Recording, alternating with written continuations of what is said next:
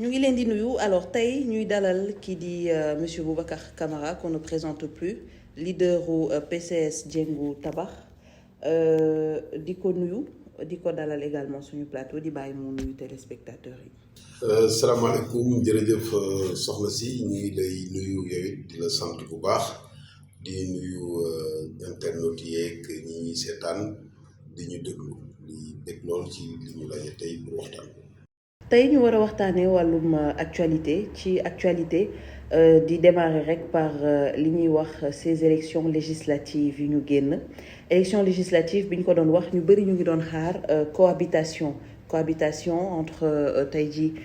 opposition ñu gis percée bi mu am ci législative yi di la bàyyi nga jàngat boobulee percée pour opposition bi def peut-être ñu ngi doon xaar plus mais malheureusement ils se sont retrouvés suñu waxee opposition avec 80 députés lan lañ mën a jàpp ci analyse en tant que acteur politique bu élection législative yi passé. waaw bi ñuy waaj a tabb ndaw réew mi ci penc mi dafa fekk ñuy génn ci tabb bi ñuy tabb ci gox-goxaan bi ñu génnee ci tabb bi ñu gis ni kujj gi am nañu doole lool ci réew taax yu mag yi mais terewul nguur gi ba tey amoon na taxawaay bu dëgër mais taxawaay bi aussi li tax mu mënoon a gën a dëgër pour nguur gi mooy que ñoom bi ñuy dem dañu xawoon tasaaroo mu am li ñuy wax ay liste parallèle ku nekk daal ber sa daal am ñoo xam ne it dañu meroon ñoom xam naa ne ci seeni natt dañu ne seen jàngat dañu ne bu ñu demee ci législative yi bu ñu booloo war nañu mën a gagner opposition et effectivement man loolu gëmoon naa ko alors bi ma ko gisee moo tax ma commencé woon wax ne mën nañu fexe ba def alternance ci assemblée bi am cohabitation mais pour def ko nag yomb parce que élection yi ni mu tëddee bu ñuy jongante benn élection la ci département yi ci la ñuy tibb pour compter li nga am ci liste nationale mais bu ñuy jongante ku jiitu rek moom mooy jël siège yëpp raw gàddu la toogu yëpp yaa koy jël bu dee juróom-ñaar la comme Dakar bu la ëppalee benn nit sax moom mooy jël lépp bu boobaa opposition bi bu fekkee ku nekk dafa ñëw ak listam dañuy faible moo tax ma jóg nag sol sama dàll daal di bind benn plan bu ma tuddee plan buddi maanaam buddi majorité bi nga xam ne bii moom la pouvoir bi amoon mais bi ñu koy defar dañu ne nañu fexe ba bu ko kenn yëg parce que bu ñu ko yëgee rek mën nañ koo yàq ñu bind ko def benn document bu ma tuddee schéma d'investiture pour une majorité de l'opposition à l'Assemblée bu 7 pages daal di commencé waxtaan ma seet ci opposition bi dafa am ñaari bloc yu am solo bloc bu wàllu ñu amoon 400 000 voix ci législative ci locales yi ak bloc bu Yewwi ma gis ne bu ñu dajalee seen voix def tuuti progrès rek même 50% progrès dinañu am au moins 27 députés ci liste nationale sans compter bu ñu àndee ci liste département bu nekk ñu seet ki fa gën a bien placé ñu jox la nga tapp ba pare ñu boole seeni nit ci benn liste moom laay wax liste unique ma ñëw nag proposé bi ma ñëwee proposé ko ñu bari gëmuñu ko et non seulement wàllu Yewwi waaye am na aussi yeneen membre opposition yoo xam ne yi ñu mel ni Aar Sénégal wala ñu mel ni ñoom Bougane ak yooyu ñoo xam ne aussi ci la ñu bokk te ci sama plan dama leen prévoiroon jox wàllu jox Yewwi 51% ci siège liste nationale jox wàllu 34% jox ñeneen ñi 15%. bi ma commencé contacté waa wàllu PDS d'abord xam lan mooy seen problème lan d'accord nañu waaye seen problème par exemple PDS seen premier problème c'était ay problème mu tête de liste bi et cetera ma jóge fa dem waxtaan ak PDS d'accord waxtaan ak wàllu d'accord ñu bind waa Yewwi ne leen dañ leen bëgg a defal proposition liste unique ñu ñëw nañu ak d'accord ma dem nag ñu présenté bi ñu ko présenté ñu gis ne idée bi am na solo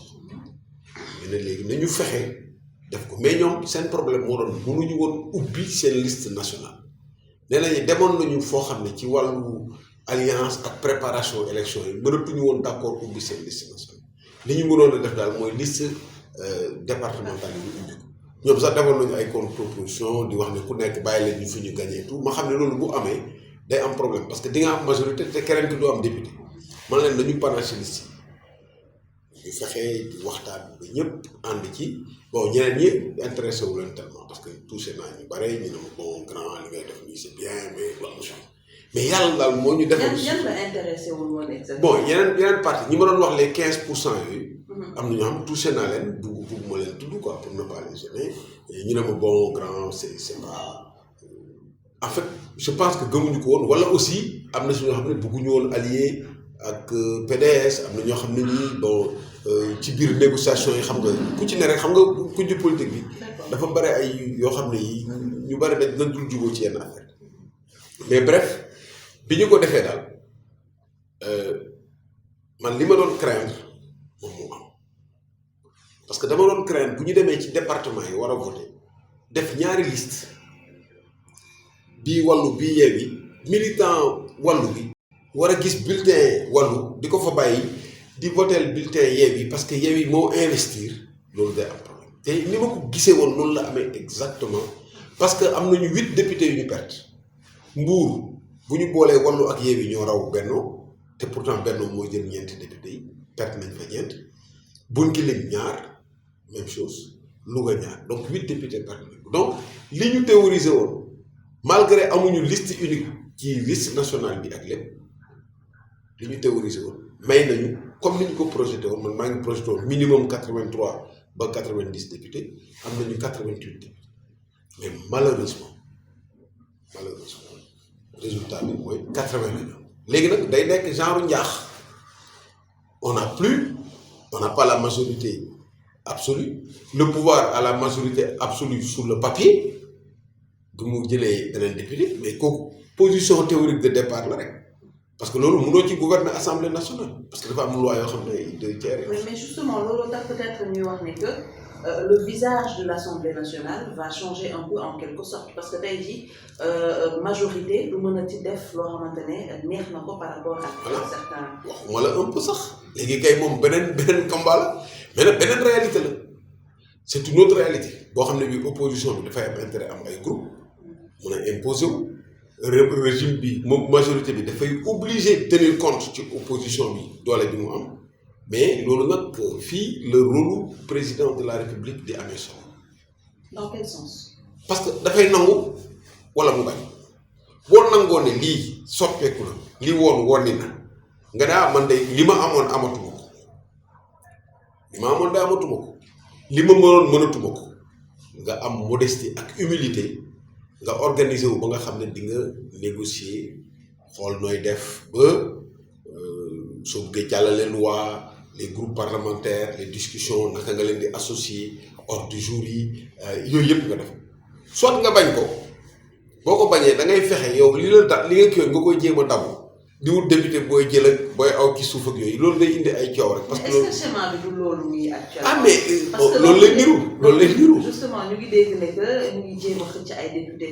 yenn de l'opposition on a vu le cas Pape Diop également ce qui s'est passé loolu tamit noo koy jàngatee. waaw mais mooy li ma la wax rek c'est-à-dire que boo nanguwul daanu bi c'est-à-dire que buñ la boo waree ne yow li nga yaakaaroon amoo ko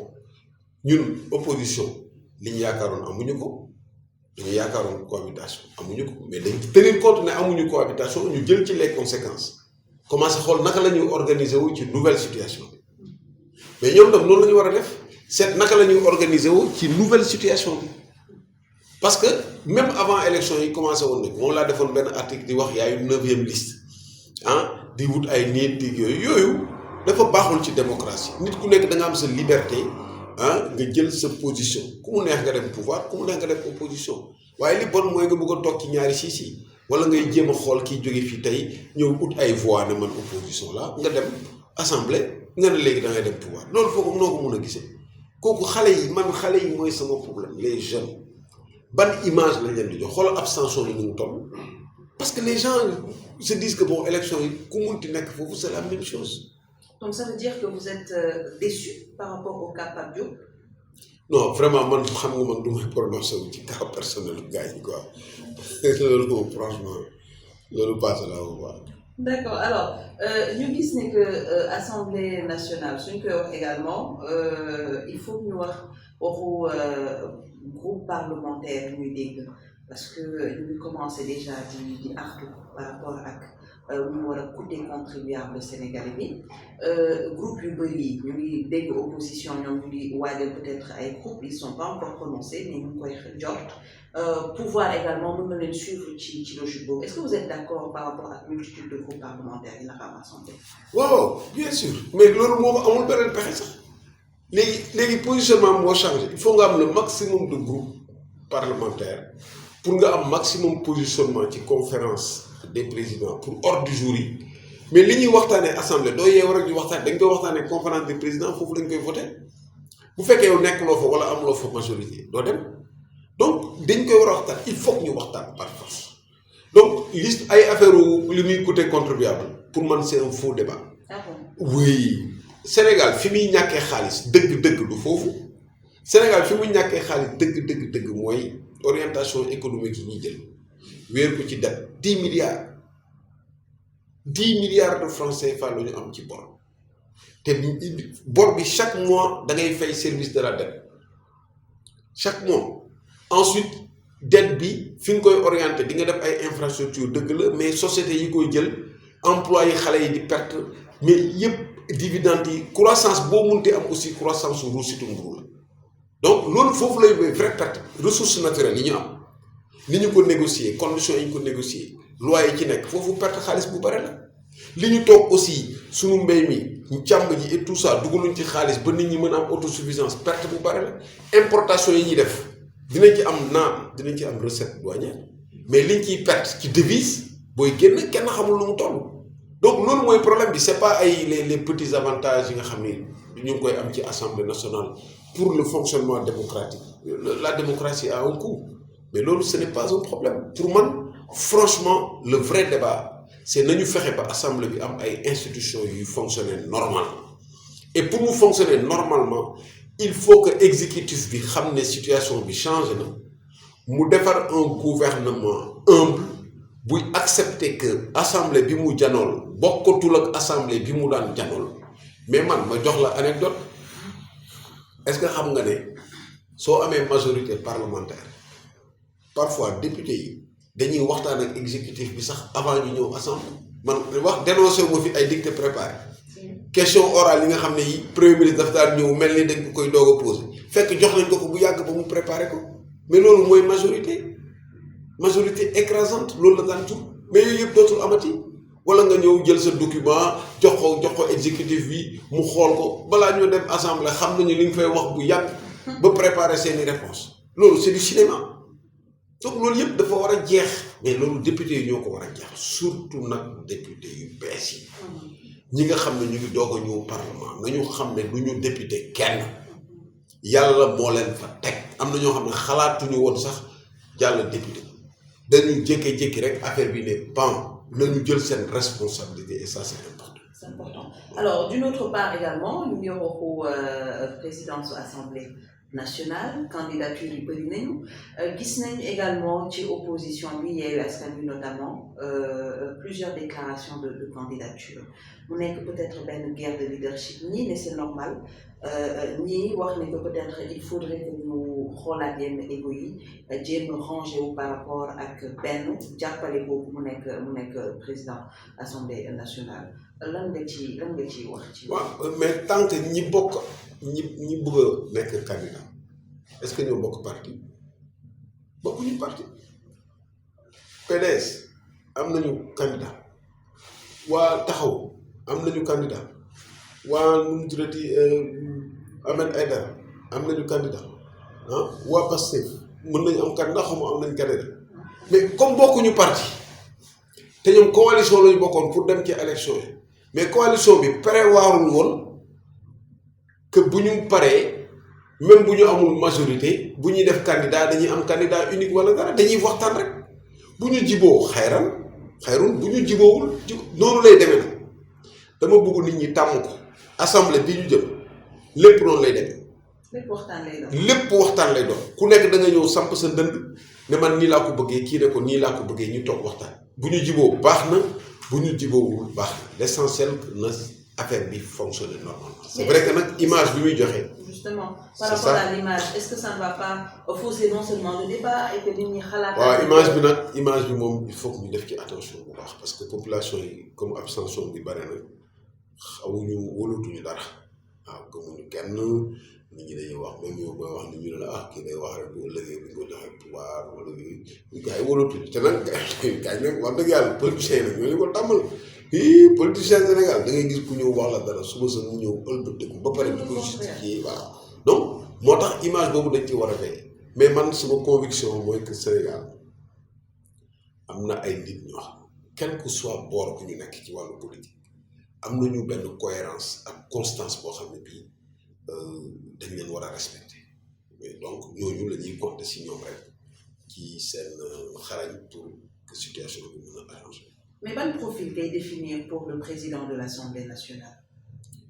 fii mu demee fii mu nekk nii président boobu mooy président bu équilibré parce que de toutes les façons quel que soit schéma wu assemblée même boo amee majorité président bi dafa war a équilibré et ce qu'on a eu la chance d'avoir plus ou moins jusqu'à présent parfois dina tàng y a des débats et tout mais président bi en réalité rôle am balaa moo am importance rek ñu nekk dans une situation tendue boo xam ne vote bi dafa am une égalité mais loolu moo si ñëw fii ça risque d'arriver donc le président dafa war a fexe ba débat yi fonctionner normalement ku ci nekk li nga war a am ci cër ñu jox la ko boo amee ay cas yi nga xam ne c'est pas rek mu mun a recourir au règlement intérieur rappeler ko nit ñi parce que c'est pas évident il faut qu'il soit équilibré waxatuma la nag dans cette situation donc c'est pas boo xasee ba nekk président assemblée da ngay fàtte coalition bi nga jóge da ngay fàtte parti bi c'est comme bu ñu la élire député parti bi machine bi lay porter la rek pour nga jël position yi mais liggéey bi nga war a def liggéeyu assemblée nationale. d'accord xam naa d'abord réponse bi mais est-ce que am nga candidat boo xalaat ne que moom moo war a nekk foofu tey ci par rapport ak coalition bi nga bokk mu Yewwi Askan Wi. yow nga ne xam nga sama réponse non moi j'ai pas de franchement je considère que man ci wàllu la bindu woon donc pour ñun Lamine Thiam mooy suñu candidat discuter nañ ci waxtaan nañ ci wàllu ba d'accord na Lamine Thiam mooy suñu candidat te dañuy ñaan waaye askan wi ñu jàppale Lamine Thiam mooy cohérence politique. D'accord, c'est très clair. Alors, nous bon, parlons toujours de présidence, une déclaration quand même, juste après les élections législatives, nous pouvons commencer à constater que nous déclarer sa candidature présidentielle 2024. Est-ce que c'est pas trop tôt pour engager déjà ou c'est tout à fait normal? Oh, ça dépend. ku nekk da ngay xam situation bi nga nekk am na ñoo xam ne ñii situation bi ñuy nekk seen i parti politique ak seen analyse ni ñu gisee affaire yi dañu war a déclarer le plus tôt possible am na ñoo xam ne dañ naan naa xaar le plus tard possible am na ñoo xam ne dañu ne bon du ñoom ñooy def seen déclaration candidature par exemple ku mel ni man ñun dañu am parti bu organisé parti bi moom mooy décider bureau politique bi mooy prononcé wu bu paree le comité directeur prononcé wu bu paree ñu dem congrès bi moom mooy investir candidat bureau politique bi réunion na ñoom dañu demander pour que man ma nekk candidat léegi man ki ndeyu bi liggéey man maa war a tontu su ma tontoo ba pare nag comité directeur doo ko saisir question bi ñun day diw la ñu demandé woon comité directeur validé ko bu ko validé nag ñu ne comité directeur na préparer dossier ut ay soutien pour bu ñu demee congrès ñu investir suñu candidat Boubacar Camara kon ñun première étape bi rek la ñu toll parti bi nga xam ne man président d'honneur laa ci ñoom ñoo décidé ne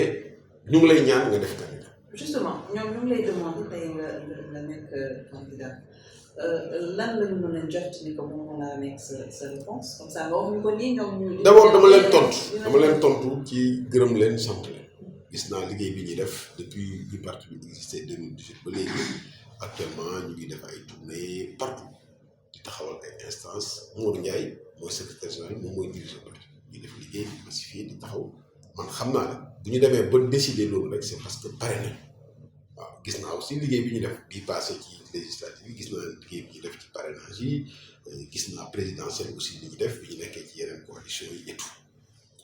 di leen ci gërëm di leen sant di leen wax ne man utaluma sama bopp dara Sénégal laay seet luy intérêt bu dee intérêt Sénégal dafa laaj ci sama jàngat ma nekk candidat dina ko nekk bu dee laaju ko du ma ko nekk tontu boobu nag mënuma koo def actuellement xam nga lu tax soxna si gis nga Sénégal li muy dund actuellement gutt gu ñuul gii ñu ne gis nga inondation gis nga assemblée bi ñuy tudd nii bi nga xam ne kenn xamagul luy xew moom lay wax dañu am une majorité pendulaire waaw mooy majorité buy titubé bu tey en fonction des sujets des accords et des désaccords dañu am vraiment majorité buy kaye kenn xam amuñu gouvernement amuñu premier ministre sujet yi am nañu budget bu ñu war a régler 2023 xamuñu budget 2022 bi ñu waxoon ne ñu ngi koy exécuter amuñu loi de règlement xamuñu ndax dañuy modifier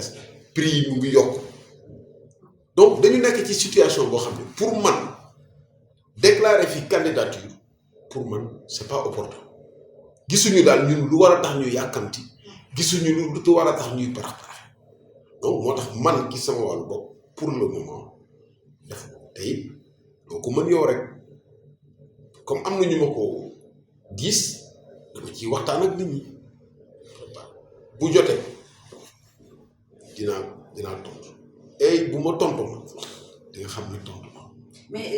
vous ne pensez pas que ñoom ñi tey jii taxaw xool un peu ce qui se passe par rapport ak réew mi xool un peu ce qui se passe par rapport à l'actualité taxaw wax ni que dañoo bëgg na nekk seen candidat di xaar sa réponse vous pensez que c'est pas opportun de waaw ñoom li tax ñu def ko xam nañ ko parce que xam nañ yàgg nañu man maa fondé parti gis nañu yàgg nañu ma gis xam nañu programme bi ñu am yoo ko bokk tabax gis nañu ne man solution yi may génne pour financer économie réew mi amul werante gis nañu fi ko nar a jëmalee ak option yi nar a jël yëpp amul lu ma mos a wax fii ci wàllu économie ci wàllu yoon wi ñuy def ci wàllu politique loo xam ne nii gisuñu résultat bi ba ci lu mujj nii intercoalition bi ma koy xalaat ñu bari bëgguñu ko gis nga résultat yi donc ñoom yaakaar nañu ne am na ay solution gis nañu aussi expérience bi am ci wàllu national international ku mos a yor ak ku mosul yor du benn ku yor réaliser ñu gis ba ñoom dañ ko wax carrément ci soo gisee seen communiqué bi dañuy expliquer raison yi tax ñu def mais loolu ça ne rend pas opportun ma réponse immédiate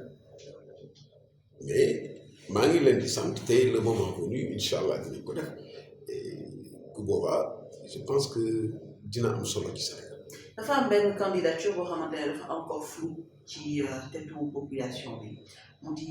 la candidature du président de la République Macky Sall ñu bëri sax dañ ko campagne ba jàpp ne que loolu tax li di élection locale ak élection législative score bu mu am ko ci ñu dégg la nga ne il faudrait que ñu faciliter la sortie du président de la République qu'est-ce que vous entendez par là. waaw xam nga dama gëm ni mënuñoo def dara ci fitna réewu Sénégal du réewu fitna boo bëggee réew da ngay bëgg jàmm ci réew te lépp loo xam ne nii indiwul jàmm waroo ko dox te bi ci njëkk mooy président de la République moom ci boppam moo war a fexe ba lu dugg ci luy indi jàmm luy indi ay affaire u troisième mandat ñëpp xam nañu ne ay lay partout parce que waxuma la sax ay avalu droit war na ko def waru ko def mais ci wàllu jàngatu taarixu Sénégal histoire rek ak histoire yi dëkk yi ñu wër rek troisième mandat gis nga coow bu mu fi indi woon en 2012 moo am ay nit ñu ñàkk seen bakkan ñaareel bi gis nga fii réew ñu wër ñi forcé def troisième mandat gis nga nu mu mujj coup d'état militaire te terewul nit ñaa ngi tàcc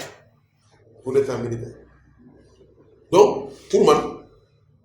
te sénégalais aussi ñi nga xam ne ñii d'accorduñu troisième mandat waxuma ñoo ëpp wala ëpp ñu bare nañu lool boo waxtaanee nit ñi vraiment nit ñi bare nañu te nag ñu ci bare gisuñu pourquoi ñu war ko ñaareel bi gën a garaaw mooy yow boo nekkee président de la République nga d'accord ci constitution nga ñëw fekk ci constitution buy limité mandat yi ñaar nga def réforme constitutionnelle 2016 daal di ko dëggal bu leer ba pare yow nga ëlbatiku di laaj ñett nee naa la yaa xayta mu la même buñ la ko mayoon ci droit sénégalais yi sax taxaw sa congrès sax taxaw ne la saawaay defal 3e mandat yow sa bopp yaa war a wax lii daal jomb naa du lu la yoon may rek nga jël du lu la yoon may nga jël ko da ngay xool démb bi mooy li nga waxoon góor ca wax ja dafa am wax yoo xam ne boo ko waxee mu nekk wax yu rëy da ngay xool ndax war na ko te man nag am naa conviction que même bu fekkee acte yi président bi di posé acte yépp dafay wone ne moom exclure loolu am naa conviction que bu ñu ko faciliter le départ du présenter. En quoi faisant. mooy bañ ko tëkku nag waaye man tëkk bi moom laa contre man waaye tëkku moom man ànd ko ci ba pare nag waxtaan suñu kilifa diine yi kilifa aada yi waxtaan mu waxtaan ak waa parteem parce que nag dafa am représentativité am na au moins moitié assemblée bi waaw moitié électeurs yi même bu amul suffrage am na au moins lu ko jege ci ñooñu gars yi ñu ci bare bëgg nañu mu toog parce que peut-être gisuñu en face koo xam ne kii bëgg nañu mu remplacer ko. Mais c'est que soo nekk bañ ko topp c'est comme si le président de la République il a quelque chose à se reprocher parce que suñ lay topp tey jii quoi qu'il en soit te amoon lenn loo xamante ne peut-être mu ngi sa loxo wala mu ngi sa ginnaaw luñ la topp amoo pour tey jii teg. waaw mais xam nga c'est pas aussi simple xam nga boo xasee bu ñu la xasee ba dugal ci procédure xool rek day nekk fitna man waxuma ne dafa war a am irresponsabilité mais dañu war a assumer que ñun ñoo élire président ñoo ko xool élire jox ko doole jël lépp jox ko ci pouvoir boobu am na yu mu ci def yu baax ak yu baax am na yu garaaw peut-être yoo xam ne du bëgg nit ñi xam ko. mais en tout cas ñi koy remplacer war nañu am motu fexe ba sortie bi rafet léegi am na ñoo xam ne aussi dañu nekk ci nguur gi peut-être président yëg na ko wala yëgu ko di def ay mbir réew ku ci munti nekk réew dafa am ay institutions ñun am nañu justice yow boo ñëwee kay ba jël pouvoir bi di nga fekk ay dossiers li nga bëgg a vérifier am nga inspection d'État am nga Cour des comptes am nga OFNAC am nga lépp nga vérifier lu war a jaar yoon mu dem yoon du noonu. mais loolu dafa jar toog jarul tëkku yow yaa yore dossier boo demee ba yore pouvoir bi kay yow yaa yore dossier yi yow yaay xool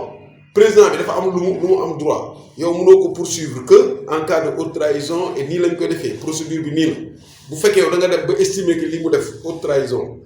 nga xool noo koy defee mais loolu est-ce que loolu moom mooy essentiel ci kuy remplacer kii remplacer kay day ñëw ak pouvoir ñëw ak projet. ne Sénégalais yi nii la ñu doon dundee lii laa ko yokk nit ñi mën a am un changement de vie ñun par exemple suñu projet soo xoolee ressources humaines ressources naturelles yi ni ñu koy organiser am nañu produit boo xam ne mbel la dafa prévoir jox ay allocations d'abord une institution de la scolarité gratuite jusqu'à 16 ans entre 16 ans et 25 ans dafa am lu ñu lay jox sous forme de bourse sous forme de gestion de la gratuité à partir de 25 ans ba 35 ans dafa am lu ñu lay jox nga am ci droit boo xam ne bii moom la ñuy wax droit de garantie parce que yaa ngi dugg ci àdduna war a ut kër war a ut oto ñu mun la garantie pour ñu lebal la ngay fay et tout et à partir de la retraite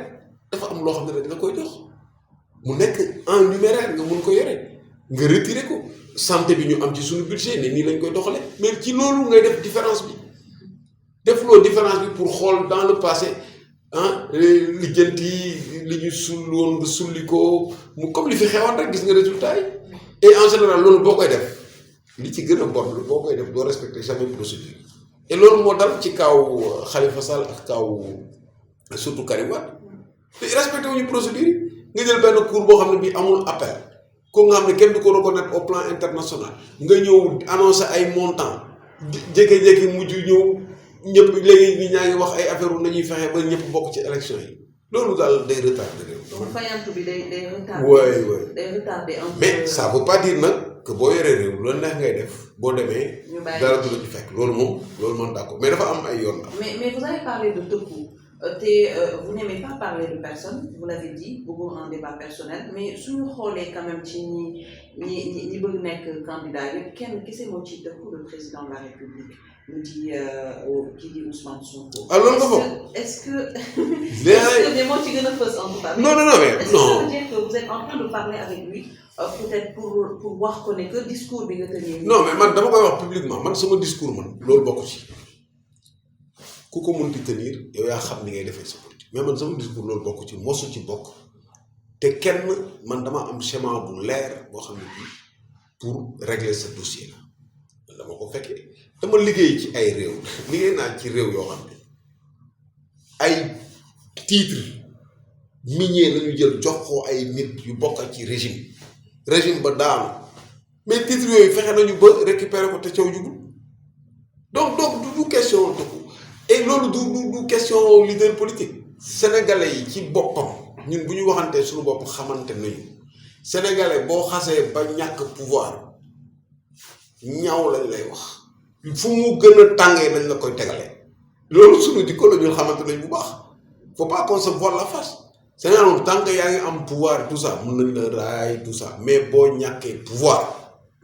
wala nga nekk ci kër am ba amatoo wala nga doon doj bu mu gàccee ba mënatoo ko yoo xam nga Sénégalais nu ñuy def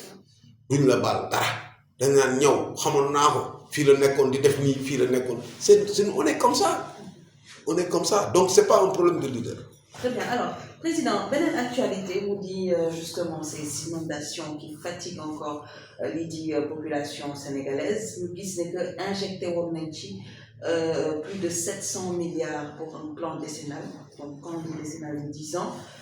ñu ngi ci 10 ans yi amaana mais gis nañ ne que ces inondations encore cette question n'est toujours pas réglée nee nañ plus de 500 milliards lañ ci injecté ils sont à 60% ci exécution bi mais ba tey on voit les résultats qu'est-ce que vous pouvez nous dire par rapport à ces inondations est-ce que vous pensez que ceux qui sont sur place régime bi nekk en place nii est-ce que mu ngi jéem peut-être pour régler cette solution est-ce que dinañ ci arrivé waaw non ñu ngi jéem mais yoon bi ñu jël moo baaxul parce que ñun c'est très grave actuellement ñun bu ñuy seetlu affaire inondation yi boobu ñu ngi ci ministère bi yore aménagement du territoire boobu dama rassembler techniciens yi daal di xool histoire ndox mi ñu gis ne dafa am ay zone yoo xam ne boo ko gisaan ni ci carte bi dafay marron maanaam suuf la am zone yoo xam ne dafa bleu mooy yoonu ndox yi moom moo dem dëkk bi yëpp fii ba Pikine li ñuy wax banlieue yëpp yoonu ndox yi c'est tracé ci ay carte yu leer na am sécheresse bu am à partir de 73 ndox mi ñëwatul ñuy dem ndox mi ñëwatul sécheresse yi di tegle ba boo toogee ñaari at ñett gisatoo ndox ñu commencé jaay suuf yi mais di nga xam ne am na ndox wax ki naan tu vois di nga xam ne ndox mi soriwul mais comme ndox ñëwul ñu dem toog ci yoonu ndox loolu benn lajj la ci état yi ci affaire aménagement territoire parce que nit du fu nekk rek nga war a toog état moo war a wax fi nit ñi di toog fi nit ñi di jullee fi nit ñi di foyee fi nit ñi amul. responsabilité état ñu am aménagement du territoire am plan boo xam ne bii validé wu nit ñi di def lu leen neex gars yi di jaay ay suuf di jënd ay lu nekk am na fi ñu dem ba ndox mi dellu si cycle ndox yi dellu si nit ñi commencé ko gis. mais ba léegi garaawatul woon garaaw bu war a tax ñu war a dégg nit ñi yóbbu leen mënoon nañ toujours ut ay solution di pomper di def ay yeneen voies di def ay bassin di dajale loolu la ñu commencé woon def di ko def kayang ba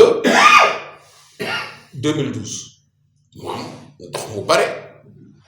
nguur gi ne nañu def plan décennal régler ko définitivement daal di def plan. mais plan bi faiblesse am mooy que changement climatique anticipé wuñu ko donc boo anticipé wul changement climatique yi volume mu ndox yi nga daan am foo daan amee 50 millimètres 30 millimètres ngay amee 84 millimètres et tout ça fausse le calcul mais li nga defaloon kas néew mu baax am na zone yoo xam ne ndox mi bu ñëwee day dem mais am na zone yoo xam ne laaloo mais est-ce que ci jamono boobu population yi wàññeeku nañu dañu continuer di jóge ci àll bi comme liggéeyuñu àll bi di ñëw ci dëkk yi di dànkalikoo léegi nag dañu toll foo xam ne fii ndox mi bare na dëkkuwaay yi aménagé wuñu ko léegi solution yooyu marché léegi quel que soit milliards yi nga fa def mu ngi mel ni nga jël panier di ci sotti ndox dafa dul fees li ñu war a def mooy des solutions radicales ñun suñu programme dañu proposer transférer capital bi d'abord yóbbu ko Thiès benn zone d'aménagement concerté pour logement déloger nit ñi yóbbu leen am na ay transactions ñu koy defee sa terrain tout ça c'est des choses qui sont très faciles à faire nga développer maintenant une activité industrielle ou ay zones yoo xam ne danañ defar ay allègements pour ñu mun a investir foofu nit ñi au lieu ñuy dem di liggéeyi di dem ba Dakar du ñu fa dem